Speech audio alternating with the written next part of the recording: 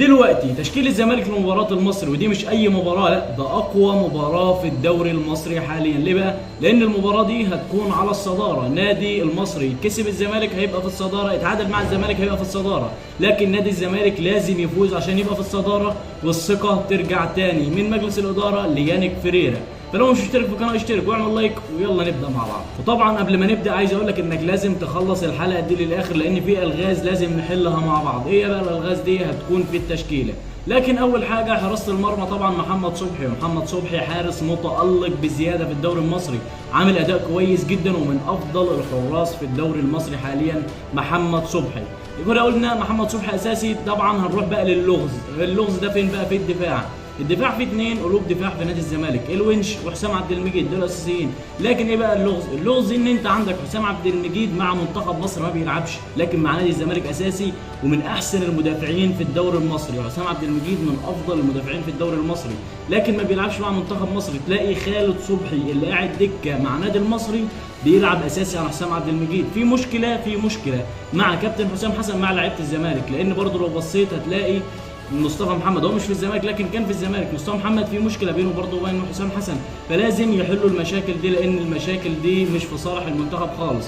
تلاقي نبيل عماد دونجا بينزل في اخر حاجه، لعين ان الليد في لعيبه متصابه، مروان عطيه لسه راجع من الاصابه المفروض ما كانش يلعب اساسي، لكن في حاجه غلط بين حسام حسن وبين لعيبه نادي الزمالك. كده قلنا في قلوب الدفاع حسام عبد المجيد والونش اللي مقدم مستويات جباره مع المنتخب مصر الثاني. نروح بعد كده للظهير الايمن. والظهير الايمن في نادي الزمالك في عمر جابر اللي عامل اداء كويس جدا جدا مع منتخب مصر الثاني. وعامه لعيبه منتخب مصر الثاني كلها بتلعب كوره افضل من منتخب مصر الاول، وكابتن حلمي طولان ذات نفسه بيعمل تشكيلات وبيلعب كوره افضل من منتخب مصر الاول.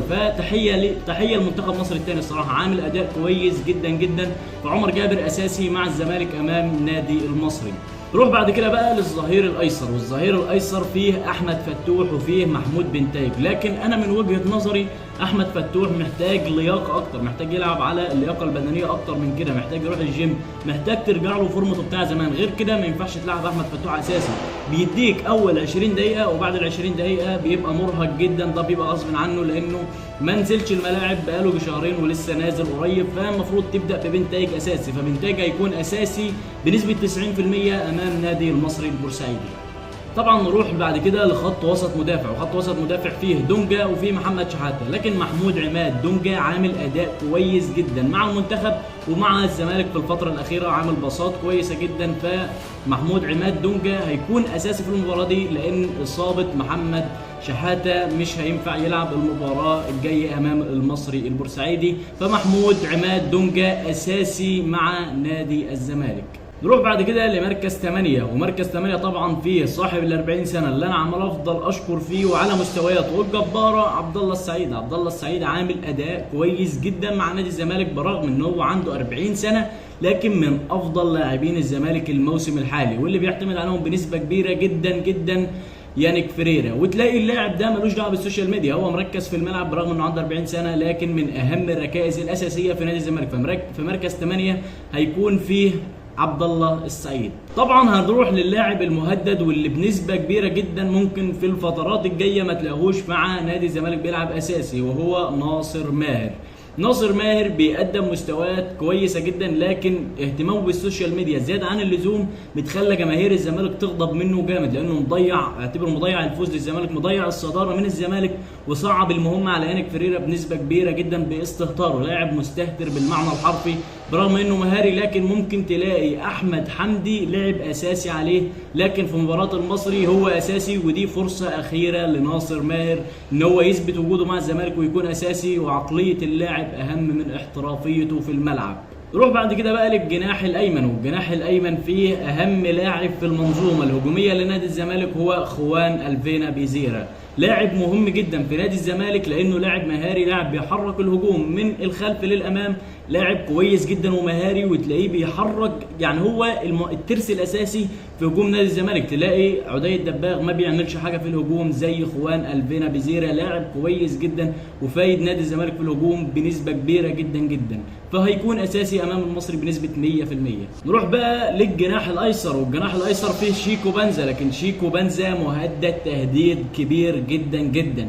شيكو بنزا برغم انه مسجل هدفين، لكن شيكو بنزا مهدد بسبب رعونته في الهجوم، تحس ان هو بيطول الكره زياده عن اللزوم، لاعب عنده رعونه كبيره جدا فمهدد. ممكن تلاقي في وقت من الاوقات تلاقي مكانه احمد شريف، ممكن في وقت من الاوقات تلاقي مكانه ادم كايد، لان اللاعب حاليا بقى عنده رعونه، ولو ما رجعش لمستواه هتلاقي مكانه احمد شريف يا اما ادم كايد، لكن هو هيكون اساسي وليه برضه فرصه اخيره. لاعبين كتير لهم فرصه اخيره امام المصري ان هم يثبتوا وجودهم ويكونوا اساسيين مع نادي الزمالك في الفتره المقبله، لكن شيكو بنزا في مباراه المصري هيكون اساسي بنسبه 100%.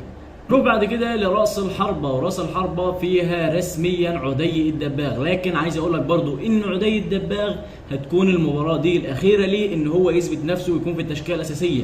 عنده بره سيف الدين الجزيري، رجع برضه سيف الدين الجزيري هتلاقيه بعد كده بيشارك مع الزمالك تدريجيا، وممكن سيف الدين الجزيري في وقت من الأوقات لما يسجل هدف نفسه يتفتح فتلاقي فورمته رجعت. فعدي الدباغ حاليا مهدد ومن ابرز المهددين في نادي الزمالك حاليا. لحد دلوقتي لعب مع الزمالك 5 لقاءات ما سجلش فيهم ولا هدف، فدلوقتي عدي الدباغ مهدد بالغياب مع نادي الزمالك. فمين بقى اللي هيكون مكانه؟ ممكن تلاقي ناصر ماهر مستنيه بره، احمد شريف مستنيه بره، لعيبه في نادي الزمالك نجوم كتير مستنينه بره. ممكن في اخر الموسم نادي الزمالك لما ما يلاقوش عمل حاجه يمشي عن نادي الزمالك. نروح بعد كده لاخر فقره، وفقره التوقعات. توقعاتي للمباراه ان هي هتكون مباراه هجوميه من الفريق ده ومن الفريق ده، لكن المباراه هتخلص بالتعادل 2-2. ده توقع لان الفريقين فريقين كبار وفريقين بينافسوا على الدوري بنسبه كبيره جدا. المصري حاطط عينه على الدوري، ونادي الزمالك برضه عايز يرجع ويروح افريقيا قبل اصلا ما ياخد الدوري، ونفسه ان هو يروح افريقيا. نادي الزمالك عايز يلعب افريقيا، داخل في الثلاث 4 سنين ما خدش افريقيا.